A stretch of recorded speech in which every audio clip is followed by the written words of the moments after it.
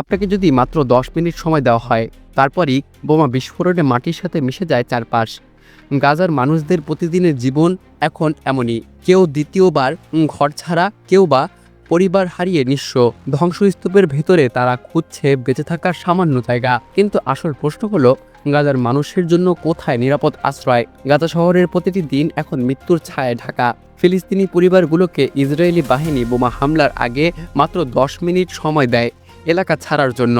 এত অল্প সময়ে নিজের বাড়িঘর ছেড়ে বেরিয়ে আসা কতটা অসহায় পরিস্থিতি তৈরি করে তা কেবল ভুক্তভোগীরাই জানেন।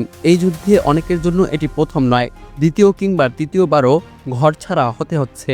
একজন ফিলিস্তিনি আল জাজিরাকে জানিয়েছেন তিনি দ্বিতীয়বারের মতো ঘর ছাড়তে বাধ্য হয়েছেন।